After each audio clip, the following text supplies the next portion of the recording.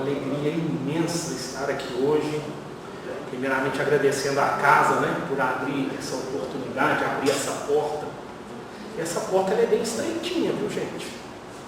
E o tamanho da alegria mostra também o tamanho da responsabilidade. Porque falar de Jesus, falar dessa doutrina que tanto nos consola, que tanto nos ajuda, essa doutrina maravilhosa que é a doutrina espírita, nós temos sim que ter muita responsabilidade, falando do nosso modelo e guia e do nosso Consolador prometido. Nós somos espíritos imortais. Nós temos que viver como espíritos imortais, vivendo uma experiência na carne. Trazendo o meu primeiro exemplo que eu tive.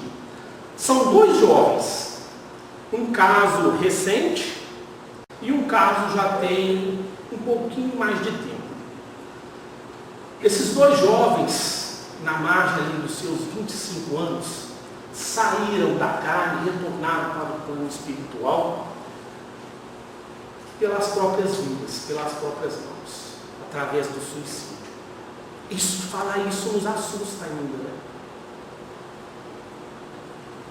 Uma família de um dos jovens procurou um senhor para conversar. Um senhor que tinha muito conhecimento da doutrina espírita, tinha uma bagagem grande, estudava muito, um senhor de muita fé, mas ele participava de outra religião. A religião que ele realmente participava era uma religião de raiz afro. Ele era umbandista. E um casal dessa família, desse jovem, procurou ele. Na preocupação, naquele momento, logo após o acontecido, logo após o seu sepultamento, eles perguntaram: ele está bem? Ele está sofrendo? E esse senhor respondeu para eles: vocês acreditam em Deus? Vocês acreditam na sobrevivência da vida após a morte? Vocês têm fé? Ele não está desamparado. Ele não está sozinho. Os seus entes queridos nunca vão afastar dele. Tenham isso no coração.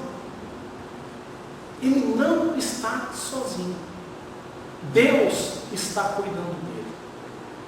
Naquela época, naquele momento, por coincidência, eu fazia o ESD e nós estávamos estudando os tormentos após o desencarne, aquilo que nos acontece após o desencarne. E eu pensei, assim, nossa, mas é muito sofrimento. Nós podemos ver aí, através do primeiro livro de André Luiz, O Nosso Lar, todo o sofrimento dele na região do umbral. Então tem o sofrimento. Isso foi o meu pensamento. Quando veio a segunda ocasião do outro jovem, que nós fomos chamados, até da casa que eu frequento, fomos chamados a fazer uma oração naquele momento, eu percebi que o meu ponto de vista tinha mudado. E ao chegar lá, encontrar com aquela família em luto, com o coração partido, a mãe com o coração rasgado, vendo aquele filho partindo, eu lembrei, falei assim: Deus está no amparo, Deus está no controle. Então foi uma mudança minha de ponto de vista. Dentro da própria doutrina que eu já venho estudando, que eu já venho tentando aprender, que eu já venho pelejando para praticar, muda o ponto de vista. Então a gente comecei a entender um pouquinho mais o que é o amor, o que é o amor divino, o que é o amparo celestial. Do livro Deus Sempre, a lição 17, com o título Visão. Se nos situarmos no ângulo da verdade e do amor, enxergarmos as pessoas não conforme os nossos pontos de vista, e sim na forma em que o Senhor nos vê. Aquele irmão que cometeu um delito está lá no cárcere. Aquele irmão que nos magoou, aquele parente que nos feriu, como que nós estamos enxergando eles? Qual que é o nosso ponto de vista ao olhar para essas pessoas, para esses irmãos? É de julgamento? É de não querer perdoar? Aqui se faz, aqui se paga? Ou o nosso ponto de vista já é o ponto de vista com amor? Que é o ponto de vista que o Criador nos olha. Esses dois jovens, qual que é o ponto de vista que nós colocamos para esses dois jovens? Nós elevamos uma oração para esses jovens, para que esse consolo chegue a eles o mais rápido possível. Nós elevamos uma oração àqueles que estão no erro, que estão nas dificuldades, ou nós estamos ainda, como imperfeitos, como foi dito no início, fazendo o julgamento. Então esse foi um primeiro ponto. O outro ponto de vista, uma outra percepção minha, foi agora no mês de agosto, por volta ali do dia, mais precisamente dia 22 de agosto. Eu voltava de Uberaba, e a gente enfrentou uma seca aqui muito grande. Então a gente voltava, eu voltava de Uberaba sozinho. Daqui, Uberlândia é praticamente uma reta, E eu vendo aquela fumaça do incêndio, andando, vendo aquela fumaça, eu vou passar por lá, vou passar por ali. Quando aproximou, não tinha como passar. Tudo parado. E eu saí mais cedo, querendo chegar em casa, descansar, tomar meu café, deitar na minha cama. Falei, meu Deus, agora eu vou ficar parado aqui. Olha para trás, não tem jeito de voltar, não tem retorno. E aquele fogaréu. Eu tenho até umas fotos assim, era um incêndio de grandes proporções, alguém pode ter visto aí nos noticiários. E eu pensei, queimou tudo, acabou com tudo. O pessoal dali da concessionária vindo falando, pessoal, acabou com a plantação de eucalipto, de milho, o pessoal tinha acabado de colher o eucalipto, eu pensei, não, destruiu tudo, acabou com tudo o fogo.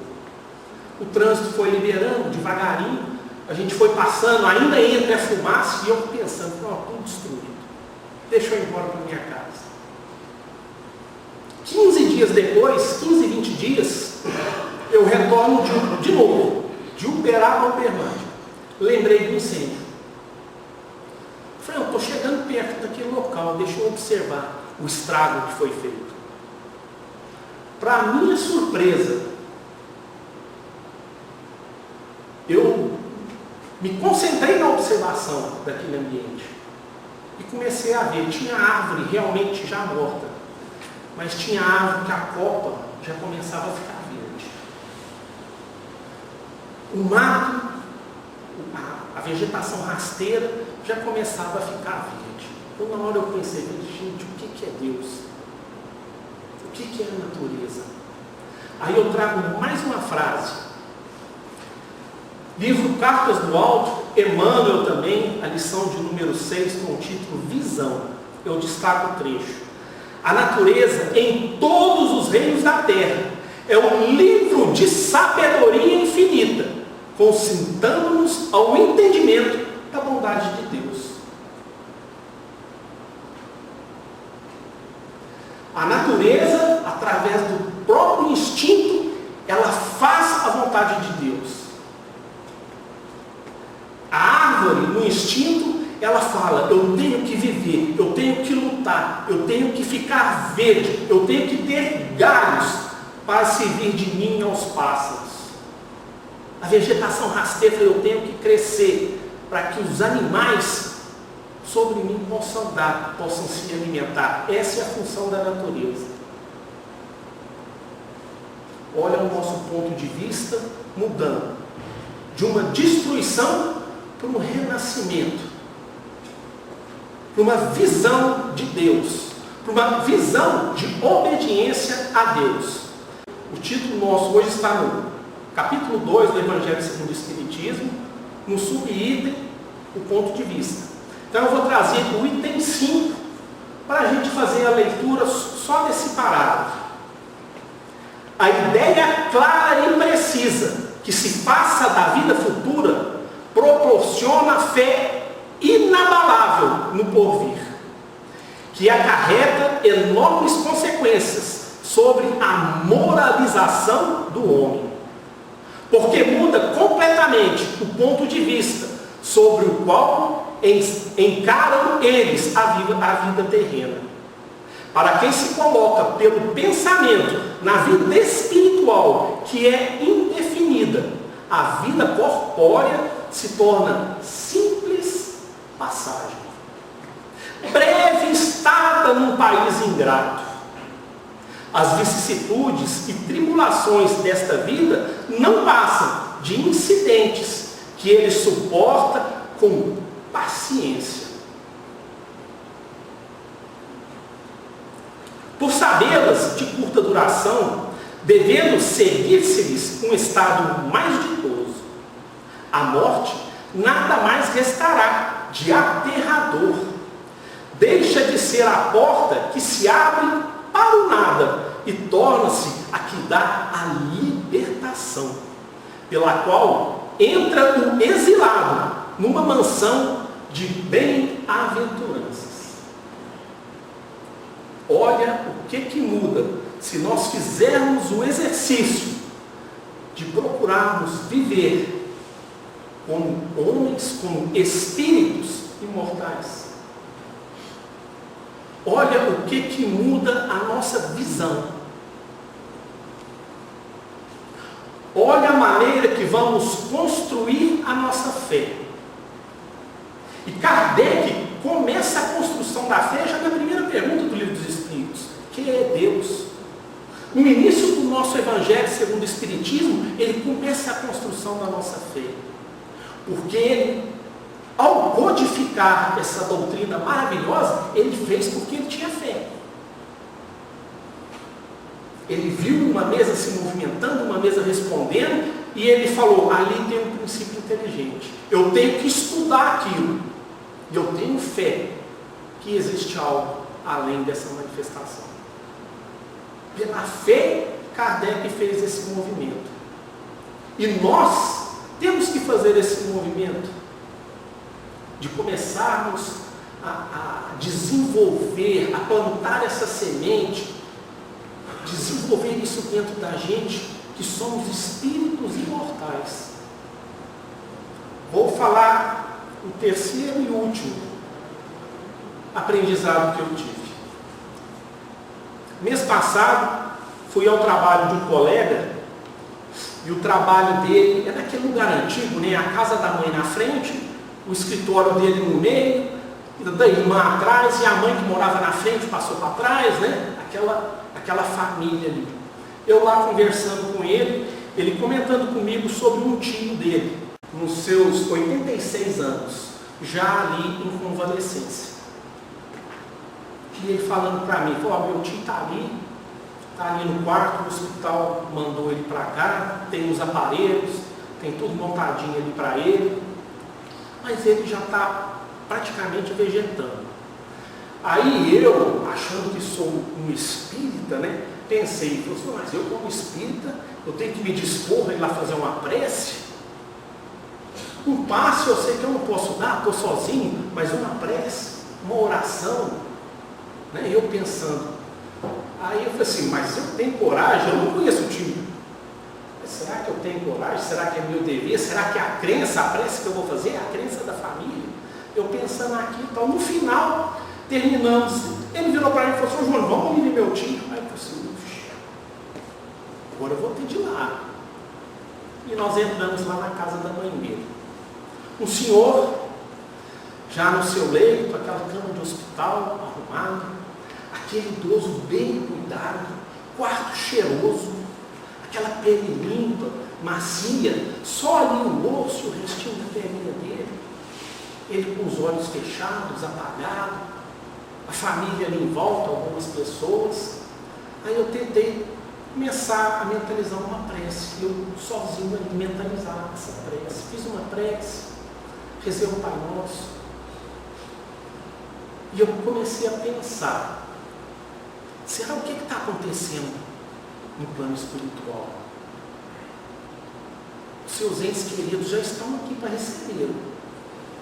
A sua esposa, que já é desencarnada, o seu pai, sua mãe, os seus amigos, todo mundo aqui esperando. A equipe espiritual preparando esse desencarne. Eu pensando, nossa, deve ser a coisa mais linda. não tem evidência. Eu sou surdo e mudo na mediunidade. E eu imaginando isso. Aí chega uma senhora, pega na cabeça dele, faz um carinho. Vamos lá, meu tio, reage, você tem que alimentar. Chega outra senhora, nossa senhora, é difícil demais ver um parente nosso nessa situação. Aí o meu colega via, tá vendo, João? Vegetando, igual uma planta. E agora? O que você acha? Aí eu falei assim, ele já está fazendo a passagem dele. Até amanhã eu acho que ele já partiu. Aí eu pensei, agora está mandando embora, falar um negócio desse, né? Agora eu tenho que ir embora. Chegou no outro dia, por volta do meio-dia, o tio dele partiu para o plano espiritual. Aí eu trago mais uma frase do livro Cartas e Crônicas, nosso irmão X, lição número 26, carta estimulante. A beleza da vida que a morte nos conduz. Nós acreditamos nisso? Na segunda-feira eu tive aqui na casa, o nosso irmão, na hora de se despedir, falou: uma vida longa para todos e uma morte rápida. Nossa, mas a gente assusta. Gente, a gente tem medo da morte ainda demais. A gente ainda tem medo. E por que a gente tem medo? Porque a gente já passou por isso. A gente já viveu outras experiências. E esse ponto de vista vem nos chamar para isso, viver a experiência de um espírito encarnado na carne, viver uma experiência espiritual. A gente fala assim, o mundo espiritual, como se ele estivesse tão distante. O mundo espiritual está aqui. Nós somos espíritos. A natureza está evoluindo, está regenerando. E a gente? Quando que a gente vai adquirir esse ponto de vista? Quando que nós vamos começar a ler o Evangelho, a ler o Evangelho de Jesus, o Evangelho que nos trouxe Kardec, à luz da doutrina espírita, como espíritos imortais?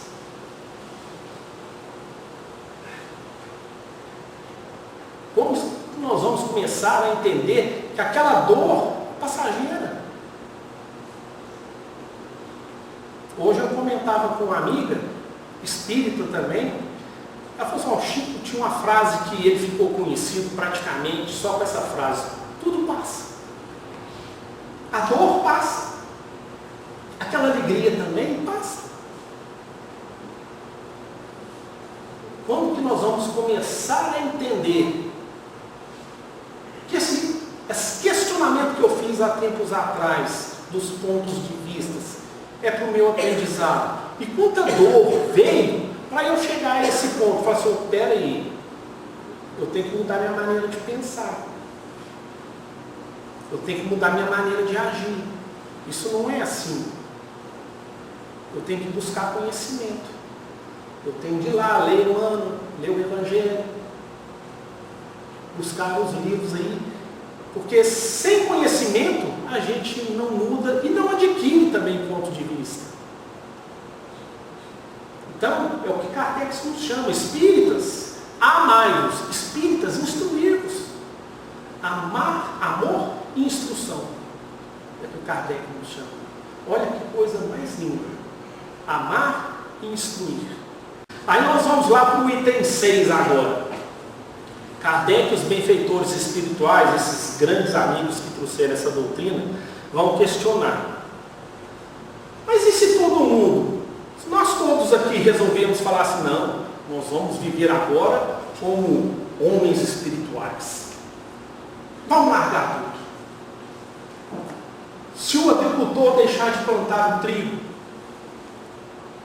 se o funcionário dele deixar de colher, esse trigo deixar de chegar aonde é beneficiado, a farinha deixar de chegar na padaria, como que a gente vai comprar o nosso pão? Está todo mundo vivendo como homens espirituais? Eu vou largar meu emprego e vou dedicar à doutrina. 7 dias por semana. Seria o correto? Vai ter uma palavra aqui que ele vai falar: o mundo se periclitaria. A terra correria risco se isso acontecesse. A terra estaria em perigo. Agora, imagina, se a gente consegue, mais ou menos, ter essa experiência espiritual, ter experiência carnal, a gente já não está cuidando direito da terra, da nossa casa. Imagine se todo mundo abandonasse. Aí eu vou trazer uma frase de Paulo, em Tessalonicenses, capítulo 5, versículo 18. Em tudo dai graça, porque esta é a vontade de Cristo Jesus para convosco. Encarnou? Dai graça. Sou proprietário de uma empresa? Dai graça. Sou um funcionário? Dai graça. Tenho as oportunidades de fazer um estudo, de ir a uma casa espírita, aprender sobre as coisas do Espírito? Dai graça. Porque o Paulo, na sequência, ele vai falar para a gente, no mesmo capítulo: não extingais o Espírito, não despreze as profecias. Não acabe com o Espírito. Não anula o Espírito. O Paulo pede. Examinai tudo, retém o bem, abstende-vos de toda aparência do mal, e Deus vos santifique em tudo, em todo o vosso espírito, em toda a vossa alma e em todo o vosso corpo.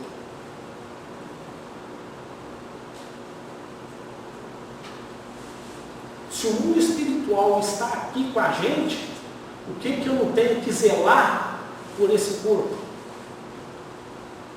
Esse instrumento que me serve para o meu crescimento. O meu crescimento material também. Meu crescimento físico. Mas e para o meu crescimento espiritual? Mas Deus nos criou simples e ignorantes, como foi dito, com uma única missão: chegar lá. Ser perfeito. É a única coisa que Deus nos pediu. E Ele nos dá a matéria para nós fazermos isso. Então, o que eu tenho, aonde eu estou, aonde eu me coloco, eu tenho o meu compromisso espiritual com aquilo. Eu tenho que viver como um homem espiritual. Um médico, ao atender o seu paciente, ele está cuidando da matéria, mas ele tem que olhar o espiritual. O engenheiro, o arquiteto, quando vai edificar uma casa, ele tem que olhar o espiritual da casa. Ele tem que entender aquela família, as necessidades delas, transformar aquilo em paredes, em matéria. Mas aquilo é transformado num lar. Num lar com Cristo. Aquele jovem, aquele homem que passa correndo na porta da nossa casa, recolhendo os nossos lixos, será que é apenas o lixo que ele recolhe, o material? Ou ali ele não leva algumas propriedades espirituais que nós mesmos mentalizamos, que nós mesmos plasmamos? O trabalho que nos chamou no início da reunião. Todo trabalho é digno e todo trabalho tem a sua espiritualidade. Eu, no setor público, vou atender uma pessoa, eu sou um servidor público, atendo com espiritualidade, com carinho. Aquela criança que não para quieta, aquele idoso que ainda já não escuta direito, eu tenho que ter a paciência, eu tenho que ter o carinho, eu tenho que ter o tato de entender. Isso são coisas espirituais que nós vamos adquirindo. Quando eu começo a passar carinho, a passar afeto, é um caminho para mim um dia começar a passar o verdadeiro amor. Para mim começar a exalar esse amor. dentro da doutrina, nós vamos ver até a nossa terra vai evoluir, independente da gente. Nossas plantas, nossos animais, nossos rios, eles também obedecem às leis divinas. Eles vão evoluir. E nós temos que estarmos juntos nessa evolução. Porque senão a gente repete de ano, volta de novo. Ah, o planeta evoluiu? Agora não, agora você tem que ir aonde você se enquadra. Não é punição nenhuma, é aonde eu me enquadro. Se pegar o Jônio, julgar ele lá no ambiente crítico, ele não consegue ficar. Você imagina a vergonha. Imagina a vergonha nossa de chegar de frente para o Cristo. Foram 12, acompanharam eles durante 3 anos. Nós estamos a 2000. Imagine o que a gente ia sentir se chegasse de frente para ele. Depois de todos os ensinamentos que nós temos, qual seria o nosso sentimento? Então o item 6 vai nos falar, lá no seu primeiro parágrafo também. Se toda a gente pensasse dessa maneira, dir-se-ia, tudo na terra periclitaria, porquanto ninguém mais se ocuparia com as coisas terrenas. Não! O homem instintivamente procura o seu bem-estar. E embora certo de que só por pouco tempo permanecerá no lugar em que se encontra, cuida de estar aí o melhor, ou menos mal, o melhor ou menos mal que lhe seja possível. Ninguém há que, tendo um espinho debaixo da mão, não o tire para não se picar. Ora, o desejo do bem-estar força o homem a tudo melhorar, impelido que é pelo instinto do progresso e de conservação que está nas leis da natureza.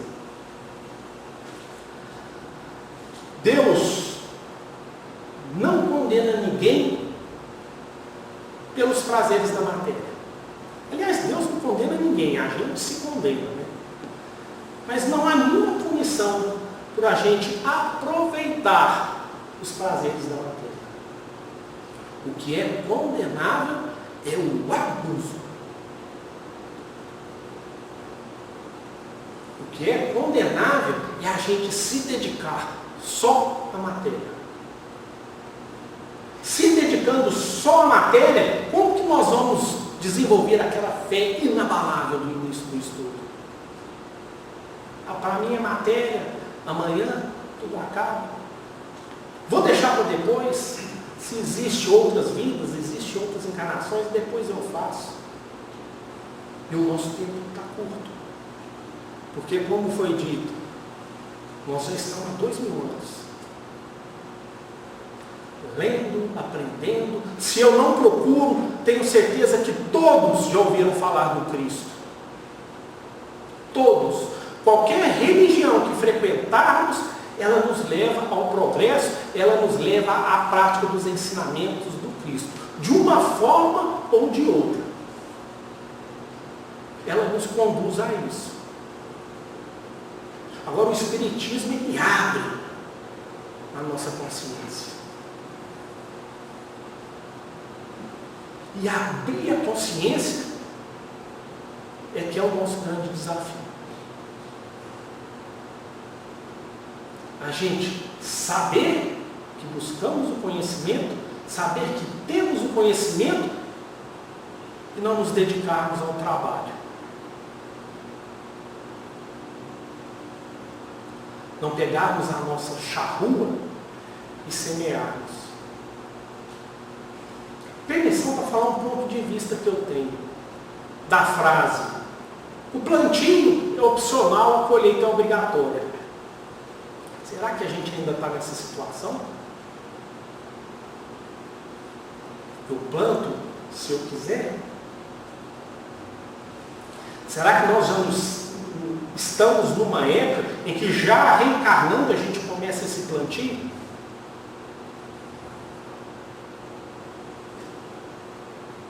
Então a gente tem que pensar, o que eu estou plantando? Porque na hora que aquela porta abrir para mim, aquela porta de bem-aventuranças, eu vou estar com aquilo que eu plantei. Então, se eu já começo uma experiência espiritual na carne, eu tenho certeza que nós vamos chegar lá naquela porta enquadrados em alguma bem-aventurança.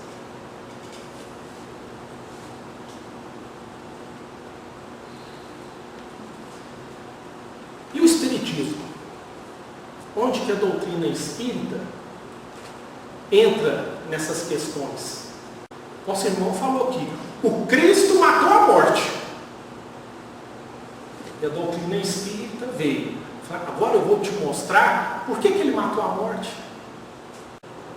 Agora eu vou te mostrar que aquela mãe que chora porque aquele filho cometeu aquele erro, ela vai encontrar com ele. Se ela não tiver a oportunidade de colocá-lo de novo nos braços, que aquele filho vê, escuta, sente, busca o carinho da sua mãe, mesmo no outro plano.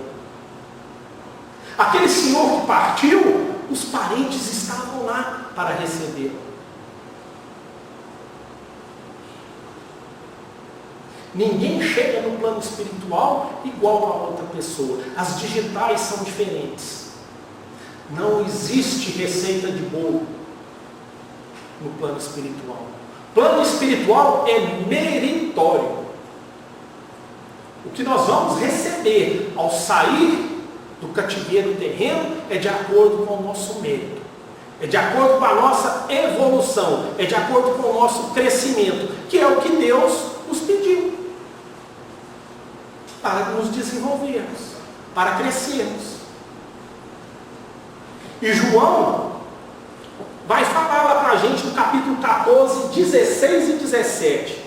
Eu rogarei ao Pai, e Ele vos dará outro Consolador, para que fique convosco para sempre. O Espírito de verdade, que o mundo não pode receber, porque não vê nem conhece, mas vós conheceis, porque habita convosco e está em vós. Ele fala isso para seus discípulos. Lá fora o mundo ainda não conhece, vós conheceis. E se ele estivesse aqui hoje para falar a mesma frase, ele ia falar para a gente. Vós conheceis. E o Espírito da verdade veio para abrir os nossos olhos, para abrir a nossa consciência, para abrir os nossos corações, para entendermos a grandeza do Evangelho de Jesus, para entendermos o porquê Jesus é o nosso modelo de guia.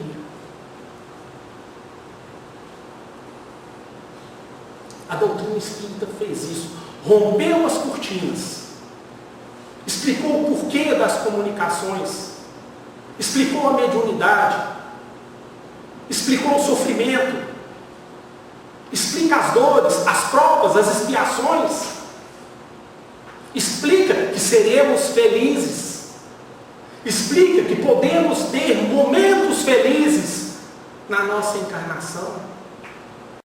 E no item 7, também no primeiro parágrafo, Kardec e esses benfeitores trazem para a gente. O Espiritismo dilata o pensamento e lhe rasga os horizontes novos.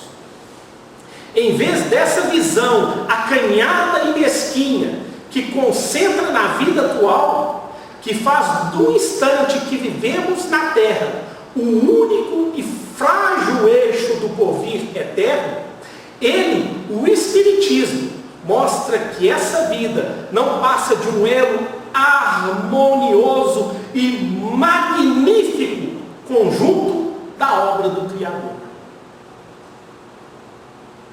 Mostra a solidariedade que conjuga todas as existências de um mesmo ser. Todos os seres de um mesmo mundo. E os seres de todos os mundos.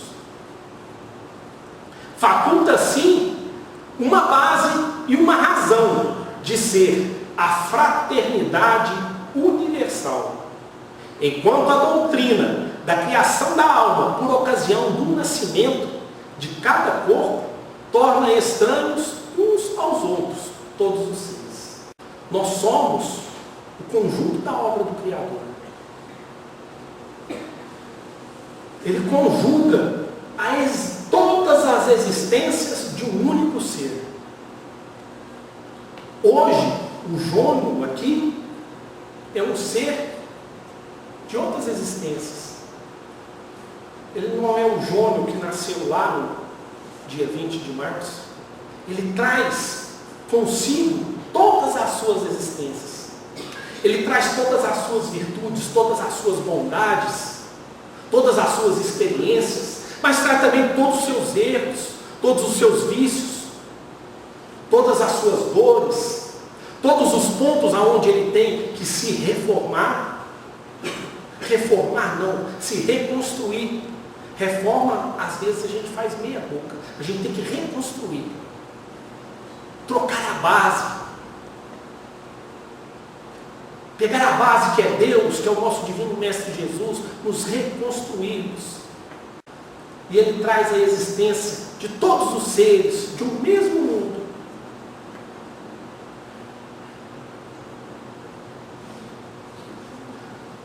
A gente tem o nosso crescimento individual. A gente tem o nosso passo para um progresso moral e espiritual. Mas sem o coletivo também fica difícil. E viver como homem espiritual é isso, é ajudar no coletivo. E Jesus disse: ide e pregai. E a gente confunde. Ide e pregar deve ser ficar lá na frente falando. Um orador espírita, um pastor, um padre. Não. O ide e pregai é lá onde você se coloca. O ide e pregai não é pela língua, não é pela palavra, é pelo exemplo. Nós temos que começar a dar exemplo. Compreender também que nós não somos 100%. Nós temos erros. Nós temos que nos auto-perdoar. Entender que ainda vamos errar. Mas aprender.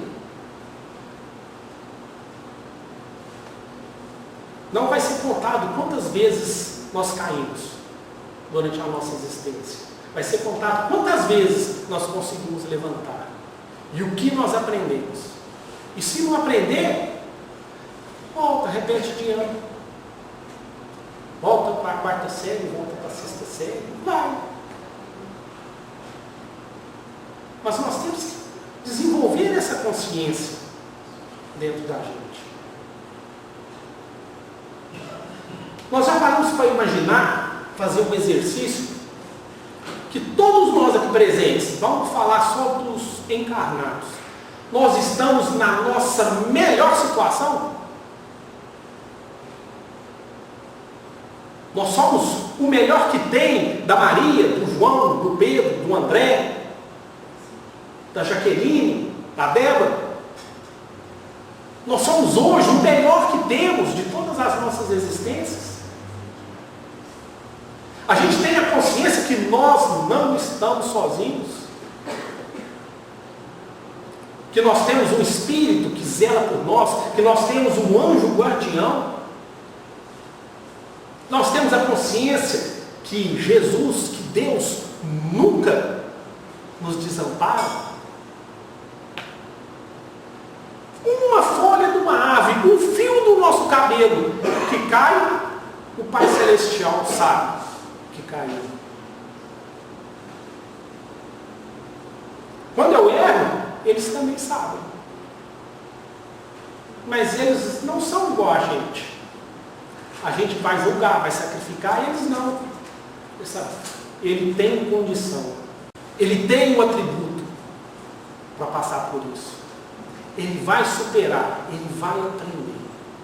É o ponto de vista dos nossos mentores espirituais que eles têm sobre nós. O nosso anjo da guarda, ele nos assiste dessa forma. Se caiu, ele não vai rir, ele não vai criticar, porque ele sabe qual que é o nosso objetivo. Ele sabe aonde que a gente tem que chegar. Do livro Pão Nosso, a lição de número 82, com o título Em Espírito, livro psicografado pelo nosso querido Chico Xavier, ditado por esse Espírito Emmanuel. Em Espírito, mas se pelo Espírito mortificardes as obras da carne, vivereis. Paulo, carta aos Romanos, capítulo 8, versículo 13. Quem vive segundo as leis sublimes do Espírito, respira uma atmosfera diferente do próprio campo material em que ainda pôs os pés. Avançada compreensão assinala-lhe a posição íntima. Vale-se do dia qual o aprendiz, aplicado, que estima na permanência sobre a terra, valioso tempo de aprendizado, que não deve menosprezar. Encontra no trabalho a dádiva abençoada de elevação e aprimoramento. Na ignorância alheia, descobre preciosas possibilidades de serviço. Nas dificuldades e aflições da estrada, recolhe recursos, a própria iluminação e engrandecimento. Ver passar obstáculos como ver correr as nuvens. Ama a responsabilidade, mas não se prende à posse. Dirige com devotamento, contudo, foge do domínio. Ampara sem inclinações doentias. Serve sem escravizar-se. Permanece atento com as obrigações da sementeira. Todavia, não se inquieta pela colheita, porque sabe que o campo e a planta, o sol e a chuva, a água e o vento pertencem ao eterno doador. Usufrutuário dos bens divinos, onde quer que se encontre, carrega consigo mesmo, na consciência e no coração, os próprios tesouros. Bem-aventurado o homem que segue a vida fora em espírito. Para ele, a morte aflitiva não é mais que alvorada de um novo dia, sublime transformação e alegre despertar. Um beijo no coração de cada um de vocês. Que Deus abençoe cada lar aqui representado. Que Deus abençoe essa casa, abençoe os seus dirigentes, encarnados e desencarnados. Essa casa que tanto nos acolhe, que tanto nos assiste, que nos dá o material necessário para nós entendermos a nós mesmos. Um beijo e muito obrigado.